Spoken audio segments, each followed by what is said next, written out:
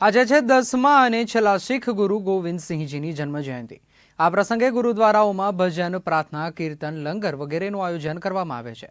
ગુરુ ગોવિંદસિંહજીએ શીખ ધર્મ માટે ઘણા નિયમો બનાવ્યા, જેનું પાલન આજે પણ કરવામાં આવે છે। ત્યારે કોણ હતા ગુરુ ગોવિંદસિંહજી, એ જાણીએ અમારા વિશેષ અહેવાલમાં। 10મા અને છેલ્લા શીખ ગુરુ ગોવિંદસિંહજીની જન્મ જયંતિ દર વર્ષે ખૂબ જ ધામધૂમથી ઉજવવામાં આવે છે। તેમની જન્મ જયંતિને ગુરુ ગોવિંદસિંહ પ્રકાશ પર્વ પણ કહેવામાં આવે છે। આ પ્રસંગે ગુરુદ્વારાઓમાં ભજન, પ્રાર્થના, કીર્તન, લંગર વગેરેનું આયોજન કરવામાં આવે છે। ગુરુ ગોવિંદસિંહજીએ શીખ ધર્મ માટે ઘણા નિયમો બનાવ્યા, જેનું પાલન આજે પણ કરવામાં આવે છે। તેણે શીખો માટે 5 કાકરનું શાસન બનાવ્યું અને ખાલસા પંથની સ્થાપના કરી। આ માટે તેમણે ખાલસા વાણી પણ આપી હતી, જેના વિશે બોલતા આજે પણ લોકોમાં ઉત્સાહ જોવા મળે છે।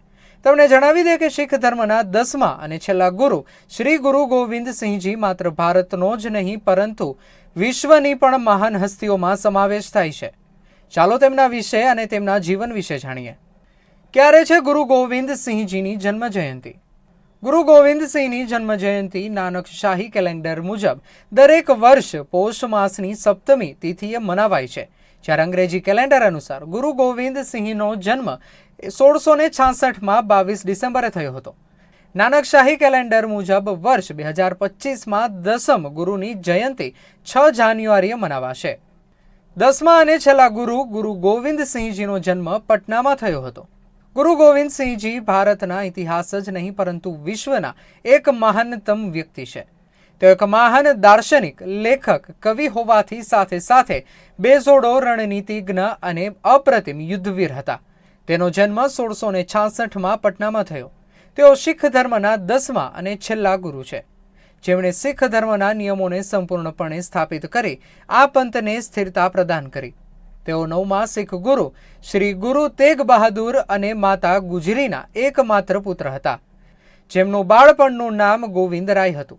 તેઓ શ્રી ગુરુ તેગ બહાદુરજીના બલિદાન પછી 11 નવેમ્બર 1675ના રોજ 10મા ગુરુ બન્યા હતા। કહેવાય છે કે આ સમયે 10મા ગુરુની ઉંમર માત્ર 9 વર્ષ હતી। 10મા ગુરુ ગોવિંદસિંહજીનું જીવન। શીખોના 10મા ગુરુ ગુરુ ગોવિંદસિંહજી 22 ડિસેમ્બર 1666ના રોજ પટના સાહિબમાં જન્મ્યા હતા। જોકે તિથિ મુજબ પોષ શુક્લ સપ્તમીના રોજ તેમનો જન્મ થયો હતો। આ કારણે તેમની જન્મ જયંતિ ડિસેમ્બર કે જાન્યુઆરીમાં હોય છે।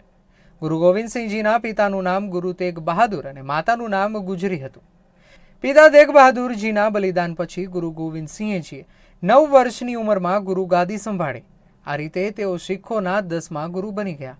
ગુરુ ગોવિંદસિંહજી બાળપણથી જ બહાદુર, સાહસી અને કુશળ યુદ્ધવીર હતા। બાળપણમાં જ તેમને તીર કમાન ચલાવવાનું શીખી લીધું હતું। તેઓ પોતાના મિત્રોની સાથે નકલ યુદ્ધ રમતા હતા। ગુરુ ગોવિંદસિંહજીને ઘણી ભાષાઓનું જ્ઞાન હતું।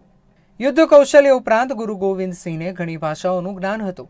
સંસ્કૃત, હિન્દી, ફારસી ઉપરાંત ઘણી સ્થાનિક ભાષાઓ પણ જાણતા હતા। ગુરુના સિંહાસન પર ચડ્યા પછી તેમણે 1699માં બેસાખીના અવસર પર ખાલસા પંથનો પાયો નાખ્યો। આ સંપ્રદાયનો મુખ્ય હેતુ ધર્મની સાથે સાથે દાનની પણ રક્ષા કરવાનો હતો। આ માટે તેમણે ખાલસા ભાષણ વાહે ગુરુજી કા ખાલસા વાહે ગુરુજી કી ફતેહ આપ્યું હતું। આ ભાષણ લોકોને ઉત્સાહથી ભરવાનું કામ કરે છે। ગુરુ ગોવિંદસિંહજીએ તમામ શીખોને 5 કાકર, વાડ, બંગડી, કાંસકો, બ્રીફ અને કિરપાન પહેરવાનું કહ્યું, જે આજે પણ અનુસરવામાં આવે છે। લોકોને હિંમતથી તેના સ્વાભિમાનની રક્ષા કરવાનું કહેતા। ગુરુ ગોવિંદસિંહજી લોકોને હિંમતથી તેમના સ્વાભિમાનની રક્ષા કરવાનું કહેતા। તેમણે સમાજમાં પરસ્પર ભાઈચારાને પ્રોત્સાહન આપવા અને ભેદભાવને, બુરાઈઓને દૂર કરવાનું કામ કર્યું। પાછળથી ગુરુ ગોવિંદસિંહજીએ ગુરુ પરંપરાનો અંત લાવ્યો અને ગુરુ ગ્રંથ સાહિબને શીખો માટે પ્રેરણા અને માર્ગદર્શક તરીકે વર્ણવ્યા। ગુરુ ગોવિંદસિંહજી ત્યાગ અને બલિદાનના સાચા પ્રતીક હતા। તેમનો આખો પરિવાર મુગલો સાથેના યુદ્ધમાં શહીદ થયો હતો। તેમના 2 પુત્રો યુદ્ધમાં શહીદ થયા હતા અને તેમના 2 પુત્રોને મુગલો દ્વારા જીવતા કેદ કરવામાં આવ્યા હતા। ગુરુ ગોવિંદસિંહજીએ ઓક્ટોબર 1708માં પોતાનો દેહ છોડ્યો હતો। વિશેષ અહેવાલ મનહીર પરા સાથે bureau office Gujarat news, Rajkot.